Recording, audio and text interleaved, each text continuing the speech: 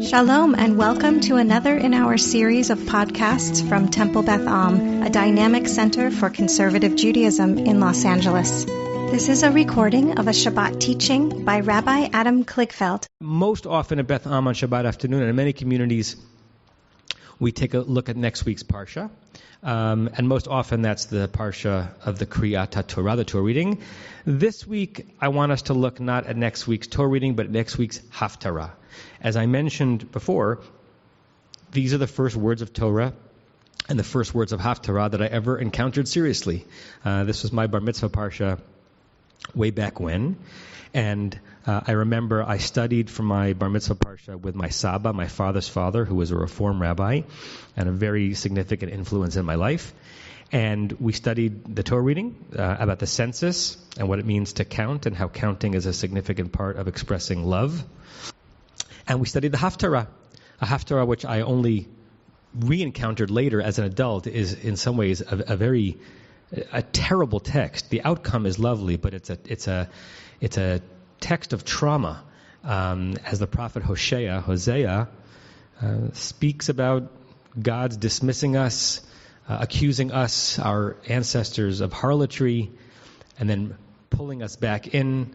There's some who believe that what we're seeing in the Haftarah is a beautiful reconciliation between lovers who have gotten far from each other, and there are some who consider God to be a tyrant in Hosea's imagination, and the Israelites to be a battered spouse, and that we're seeing God kind of rope the Israelites back in, but not necessarily in a healthy dynamic. There's some interesting meta discussions there. I want to focus on something micro rather than meta, and that is on the verses from the Haftarah, that if you know any of the verses from the Haftarah without realizing you do, it is these, because the end of the Haftarah of Parshat Bemidbar are the words, Ve'erastich li leolam, I will betroth myself to you forever. Ve'erastich li betzedek uv'mishpat v'chesed v'rachamim, I'll betroth myself to you in righteousness and justice and loving kindness. Ve'erastich li be'emunah, I will betroth myself to you in faithfulness. Ve'yadat et Adonai, and you will know God. By weird coincidence, this was not chosen for that reason. The wedding ring that my parents have worn since they were married in the 1960s have Ve'erastich li leolam embedded into it or engraved into it on the inside. That's not that uncommon. It's a very common wedding-themed verse, and that became the last few verses of my Haftarah. Those who are on the Beth list received a text sheet. I wish we could share it with those of you who are not in that list, but I have no way of doing that technically now. So I'll teach this material, recognizing that many of you do not have the actual words in front of you. If you want to look at the verses themselves, you can open up a Bible to the second chapter of Hosea, verses 21 and 22, or if you're at an Eitz Chaim Chumash, I'll give you the page number. In the Eitz Chaim Chumash, it is page 790 at the bottom. And as members of the Beth Am community know, this is not meant to be a lecture, but a class. So jump on in if there are things you want to ask or say or comment on. I'm not intending just to give oratory here. Okay, so I quoted the verses quickly before. Let's slow it down if we're looking at them. It's the first text on the text sheet, if you have it. Ve'erastich leolam. Let's look at that root. Aras, aleph, resh, sin. It means to betroth. It means to request and receives someone's fidelity, right? Betrothal is the giving and the acquiring of troth. Troth is exclusive, intimate rights. It's fidelity with this person and only this person. It's the beauty and the challenge of marriage, right? The beauty of marriage is that I say I'm yours. The challenge of marriage is that you're the only one for me, right? And we foreclose the notion of a certain kind of closeness with anyone else on the planet once that ring goes on the finger. So Hosea is saying in God's name here, Ve'erastich li, I, God, will betroth you to me. It's a transaction. We'd like to think of a marriage as a romance. There's romance built into it, but it was then and it still is now a transaction. It's a commitment. It's a covenant. It's a promise, right? I am betrothing you to me. I, God, am pulling you, the Jewish people, to me, le'olam, forever. This one's going to last. We'll get back to that in a little bit. And remember that the pretext in the Haftarah is God remembering all the times when the marriage was not working out. So this is a renewing of vows, as it were. We have 2 couplets of words. Each of those couplets represents synonyms of one another. God says, I'm going to betroth myself to you, b'tzedek, justice, uv'mishpat, righteousness, those can be interchanged. B'chesed u'v'rachamim, loving kindness and empathy, those two things can be interchanged.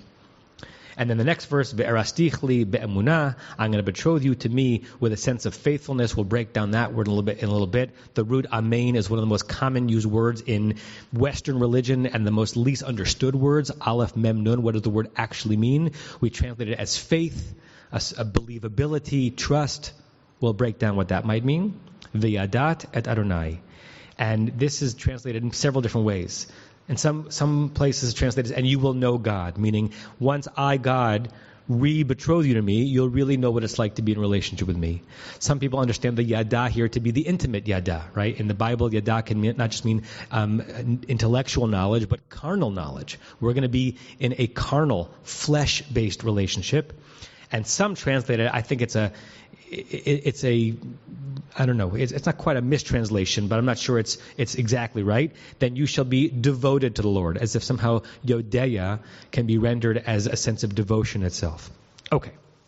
If those of you who wear tefillin know that when we are binding the tefillin straps around our fingers 3 times, we say each time one of these ve'erastichlis, right? That's ring metaphor. That is bondage metaphor. It's both there, right? The wedding ring, which bonds 2 spouses together, and bondage metaphor, right? We left the shackles of Egypt to be reshackled to God, rebound, and therefore limited in what we can do and whom we can be with. That was the Jewish people's agreement, as it were, at Sinai, which, as we're about to see, failed many times and had to be reinitiated.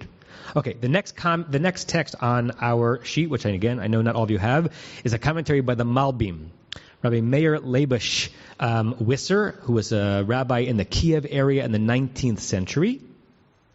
And he's commenting on the words ve'erastichli. Okay, so I'll read each phrase in Hebrew. You have the translation there in English. I'll translate it phrase by phrase as well, because I know some of you are just experiencing this on an auditory level. Ve'az e'eros otcha. This is now the Malbim imagining what Hosea is saying in God's name. And then in the sense of coming forward, at that point in the future, I will indeed betroth you mechadash. We're going to start again. We're going to put the past behind us, Israel. It's been rocky since Sinai. You strayed. I got angry. You came back. I embraced you. You sinned. I punished you. We're going to do it all over again. Kamosha Katav, as it is written, and the Malbim quotes the 62nd chapter of the book of Isaiah, verse 5, where it says, and these are words that you'll find familiar because they made it in a lyrical way into Lachadodi, Umasos chatan al kala, just as a groom rejoices over a bride, yasis alayech Elohayech. So will God in the future rejoice over you, meaning at some point in the future we're going to have another chuppah. God will be the groom, you will be the bride, and God will be as happy that day as we imagine the bride and the groom are on their wedding day. That's what's going to happen in the future. Back to the Malbim's words. V'yu erusin chadashim. They're going to be new betrothal. Nivdalim min hakodmim. Different than it's been before. Pledging that we're going to start relating to each other in a way that we had been unsuccessful in the past. Kimo shekatab, he brings another verse from Jeremiah, the 31st chapter, verse 30. V'charati et Beit Yisrael brit chadasha. Jeremiah says, in God's name, I'm going to create, I'm going to craft, I'm going to cut, literally, with the house of Israel, a brit chadasha, a new covenant.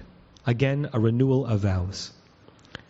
Ki ha'erosin ha'kodmim, this is back in the Malbim's voice, the earlier betrothal, the earlier terms of our relationship that we've been living through from Sinai until this moment in the 4th or 5th century BCE, maybe 6th century BCE, hayu rak lizman. They were temporary. It's an interesting read. The Malbim is saying that Hosea is saying that God is saying Sinai, either it was intended to be only temporary or it turned out to be only temporary, but we're no longer being held by that temporary nature of it. It simply was not going to be a covenant that was going to last. Rak lezman. It was a trial run, as it were. Ki hayu atidim lachto. Because Israel was somehow destined in the future, from Sinai's perspective, to sin. Ulevatel hakesher. And to break the connection. Right? We know that the math in our society, 50% of people who stand under the chuppah and say, I do, eventually say, I don't. Right? So there is a promise under that canopy where betrothal is offered and transacted and acquired, and then at some point there is sinfulness that passes the boundary of acceptability, and there's bitul hakesher. The relationship breaks down. Happens between people, happened between God and the Jewish people. And so whatever happened at Sinai, which was supposed to be the moment, the triumph, we're going to celebrate it in 9 days, it was rak lezman. It was a temporary covenant, or Israel proved somehow that they had only been interested in a temporary one. Aval az, this is the Malbim continuing, now, lo yechetu od. Somehow they're not going to continue to sin. Velo yivutal hakesher. And the bond will not be obliterated, will not be canceled. Up until now, we have no idea how this is a commentary on the verse. So far, the Malbim seems to be saying that Hosea is calling for renewal of vows. Great, but how is there any indication that what's happening at that moment in Israelite history is going to be a better version than what happened at Sinai? This is the punchline. V'zeh shekara, and this is why the verse continues. This is what it means by the continuation of the line. Ve'erastich li leolam, this time I'm going to betroth myself to you forever. V'zeh yehiyeh al yedei, and this is going to happen how? Not by magic. How is it going to happen? Al yedei, quote, she'erastich li betzedek uv'mishpat. Because I'm going to betroth you to me this time with a sense of justice and a sense of righteousness. The Malbim is trying to make a contention that somehow at Sinai there was a failure. And the failure may have been in both directions. Maybe that they didn't understand what each side was getting into, right? Maybe they didn't know what marriage required of them. The modern marriage therapist John Gottman, who wrote a wonderful book called Why Marriages Succeed or Fail, contends that most people, when a marriage breaks down, when they're interviewed by people who know something about the institution of marriage, their explanation for why the marriage breaks down seems to be off-kilter. And therefore they go into the second marriage with the same kind of perhaps delusions about what relationship is and what relationship isn't. And the studies show that second marriages actually have a higher ratio of divorce than first marriages. John Gottman believes that the primary reason, not the only, the primary reason why relationships break down is because people have no idea what to expect of the other and of themselves in it. Not because they married the wrong person, not because they or the other was a scoundrel, but because they don't know what to expect in that relationship. Here the Malbim is saying that somehow God is saying, I am committing a little bit more than I was the first time to be betzedek with you, just with you, mishpat with you, to have a sense of righteousness. Does this mean that God's going to have more patience and therefore our waywardness is going to be accepted? Does this mean that God is expecting that from us? It's unclear in the Malbim's commentary. What is clear is that this is what the Malbim thinks is the recipe for an erusin that's going to last. If you turn over the sheet, or on my sheet as it's turned over, you may print it out differently. We have a similar comment, but almost in the other direction. This is the JPS notes from the 1985 edition of the Tanakh. The 1985 edition of the commentary in the Tanakh. The Tanakh hasn't changed. And this is what the JPS says on this verse in that edition. As the bride price, which the bridegroom will pay, he will confer these qualities upon her, so that she will never offend again. It's a really interesting contrast. The Malbim seems to be saying that what's going to make this relationship work this time is God's commitment. I'm going to betroth myself to you in justice and righteousness. That's how we're going to make it forever. And JPS reads it a little bit more, almost, it's hard to put the right word to it, as if God is thrusting or foisting onto the Jewish people a new characteristic, a characteristic of devotion, a characteristic of righteousness, and by I, God, kind of making you act this way in the relationship, it's going to last. We're going to be able to stay together. One side is I'm changing what I do. The other reading is I'm somehow making it that you change what you do, and some combination of that might give us an opportunity to linger in this relationship for a long time. Let me pause here for 1 second and see if there are questions or comments on any of that, and then I want to do a few more commentaries. Unmute if you'd like to add. I see Marlise, yeah. Well, I was recognizing Mishpat from the Amida, where it talks about Melech who have Tzedakah Mishpat, and it translates that as righteousness with compassion or justice with compassion. So I was wondering, is compassion, is that an accurate translation of the words? Yeah, so for those in my Rashi class, we discuss this almost every week. Translation is a wonderful and impossible task. It's nearly impossible to render any interesting or even non-interesting ancient Hebrew word into modern English. For the most part, in modern English, we take the couplet of tzedek and mishpat, and it has to do with what is right, what is expected, what is fair.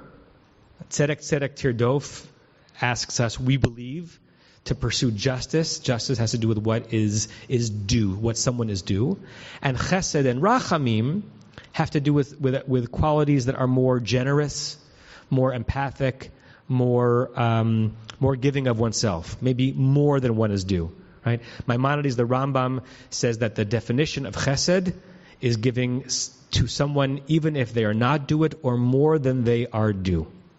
So even though sometimes mishpat is translated along the second the second set of words, mostly we understand tzedek and mishpat to be synonyms each other, words that are appropriate for a courtroom, whereas chesed and rachamim are words that are appropriate for a hug, for a friendship, for a more intimate moment. Larry, Diane, I see your hand up. Friday afternoon, I'm preparing for next week's Haftorah Plethora. Your email comes in, I said, whoa, this is great. So I'll plug for next week's Haftorah Plethora, which will be about, obviously, this Haftorah. Just a couple of quick things. It was really funny in your Rashi class this week. 3 women talked about the Ve'eres Tichli, or wrapping of the tefillin on the fingers. I thought that was fascinating. You really have diverged away from the text of the chapter and the imagery, which is very interesting, as you said. To my knowledge, I don't know. I may be wrong. I don't think Isaiah is making the same reference of God as a bridegroom.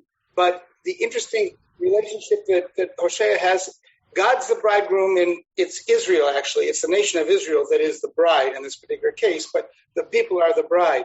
Usually God is our father, our king.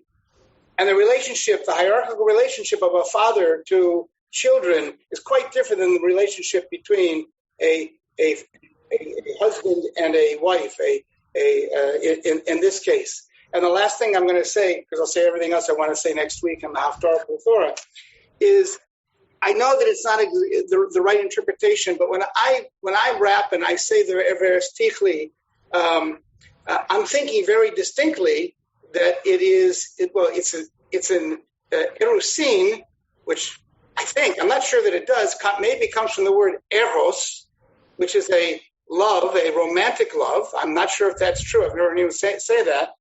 But I think of it as an engagement, as a betrothal, as a kiddushin between myself and God. And these are the values that I want God to imbue on me. So in that sense, it is very much like what it is that the Malbim was saying, or JPS, what the JPS was saying. Yeah. Sorry to take so much time. No, it's great. So many things to respond to. First, the question of whether or not erosin comes from eros is fascinating. I mean, the root aras is a very old biblical root. And I don't know enough about the origin of the Greek root eros to know. If they're not connected, it's a phenomenal coincidence, right? Except by the time that let's assume for the moment that they are associated. I have no idea. By the time it presents itself in the Greek world, it really has to do with the feeling of love, right? And the root aras in Hebrew is not really about the feeling of love. It's simply what you're promising. It's what you're offering, right? Every couple I work with, when we go to a chuppah, I say to them, I want them to know exactly what's happening under the chuppah. The bride and the groom have to have da'at, have to have an understanding of what's happening, and there is a transaction, and that transaction is based on feelings. It might be based on that which the Greeks called eros. But what the transaction is a promise. It's conferring upon yourself the promise to act in a certain way all the time, whether or not you're feeling it, right? And I'm not sure that's what the Greeks meant by eros, but there might be people on the screen who know more about this particular issue than I do, and if so, please pipe up. In terms of the hierarchical versus almost symmetrical relationship we have with God, I would say to that, yes, and then some, right? We have so much imagery, right? It's the king and the subject is different than the bride and the groom, is different than the shepherd and the sheep, right? There's a way in which we project onto the divine the force in whose presence and as a result of whose power we feel infinitesimal and small, and therefore we owe. There's the presence of comfort that we so rarely feel from the world, and therefore we project it onto God so we can have that. And there's a mutuality. And the Kabbalah expands upon that mutuality. Those of you know a little bit about the Sfirot, these emanations of God's presence. The bottom rung of the Kabbalah is Shekhinah. It's also sometimes, it's most often called Shekhinah. So Shekhinah is often translated as the feminine presence of God. It's also called Knesset Yisrael, the feminine gathering of the Jewish people. So Shekhinah is both God's lowest rung and our highest rung. So if we kadosh, kadosh, kadosh, enough onto our tippy toes, we enter into the realm down to which God has allowed God's self to descend, and there we meet. So when we're meeting there, are we still the subject and God as our king? Are we the sheep and God as a shepherd, or are we in a union temporarily? Right? Those who did my meditation last week know that last week, the week of the Omer, this is actually the end of that week, was Yesod. Yesod, according to the Kabbalah, is the level in the Omer of bonding, a foundational bonding, where you go past mutuality to unity. Most of our connections with other people, at best, are mutual. Right? We're both getting something that we need. Yesod is beyond mutuality to unity, where for an instant, for a micro instant, right, as Buber might say, in the I-thou moment, that once you notice you're in it, it's over. It's not that you're getting something and the other is getting something. You're one. It's hard to stretch our minds that way, right? A moment in tefillah, where it's not that I'm praying to God and God is listening or God is responding, but I know this sounds almost sacrilegious. It's I, God, together. I'm not saying that I am God, but in that moment of ecstatic prayer or quiet prayer, there's a unity, an indivisibility. That's what we're trying to get to in Yesod, and that's what I think the Kabbalah is imagining at that level, and that is partly what's happening in a bride-groom image, except that, and this is uncomfortable to say but important to say, in the ancient world, it wasn't a mutual relationship, right? It was not, the groom's relationship to the bride was not the same as the bride's relationship to the groom, either with respect to fidelity, what was offered, right? The reason why there was only one ring at an ancient Jewish wedding ceremony is that the bride was giving troth to the husband and being betrothed. The groom was not giving troth to the bride because he could theoretically marry other women. He was not being betrothed, right? And certainly they were not in an equal position financially in terms of power. Our modern image of relationship grafted backwards onto this moment suggests that what's happening between God and the Jewish people is a mutuality. There's probably a very significant power game being played out here as well. Anything else, Tybal? When you started, the way I heard this, I'm not saying it's correct, but that you were saying that this text, this Haftorah, bound you in a certain way, that it was the first serious engagement and it was done in the context of a family relationship with your grandfather, who was also a rabbi. So that's a complicated, in a good way, relationship. And I'm just wondering if this is one of the texts that has bound you for longest, how you've heard that, it might speak to you differently, or you focus on it differently in different phases of your life, particularly at the point where you yourself became a rabbi, you yourself can't be entered in a covenantal relationship with another human being. Thank you for that comment, Tybal, for kind of mirroring that back to me. I was not even aware of those associations. I was making them. And thank you, everyone, for being here for my therapy session. I'm really appreciating what I'm able to share with everyone. That's really interesting to think about. It's not necessarily the verses that I've thought about most in my life, but yes, these are the first verses of the tradition that I encountered seriously. And when I teach them, even and especially in this moment, I do feel my Saba with me on a level even more profound than always. There's a piece of him that's always with me because I learned so much about what it means to be a husband and a friend and a rabbi and a human being from him, and I miss him terribly. But I specifically remember the conversations we had over these verses and the gentleness of his voice. So it's interesting for you to mirror back that these verses about being bound emerge from a very bonded relationship that I have with him, and hope in some ways that I still have with him across space and time. Thank you for that, Tybal. We're getting close to the end of Shabbat, and by which I mean we're basically at the end of Shabbat. So what you have on the rest of the source sheet, which I encourage you to look at later on, are a couple of comments, including some verses from Isaiah that get into what the root Aleph Mem Nun might mean. The crib notes is that we understand it to mean faith or believability, but Radak, a French commentator from the Middle Ages, quoting Isaiah, suggests that that root might have to deal with steadfastness or eternity or things that will last, and the linkage between the first part of the shiur and the second part of the shiur, had we done both parts, would have been that even if the Hosea model is emerging from a context of an unhealthy and imbalanced relationship, I do think that the wisdom that emerges is that if we want to get to a relationship of emunah, not only of faithfulness but of endurance, then what we owe to it is tzedek and mishpat and chesed and rachamim, and we owe the relationship to expect it more of ourselves than we expect it of the other. And that has a chance of making those nuptials last a very long time, whether it's an actual marriage or a friendship or a relationship between a rabbi and a community or any other relationship of meaning that we want to last. You have been listening to another in our series of podcasts from Temple Beth Am, a dynamic center for conservative Judaism in Los Angeles.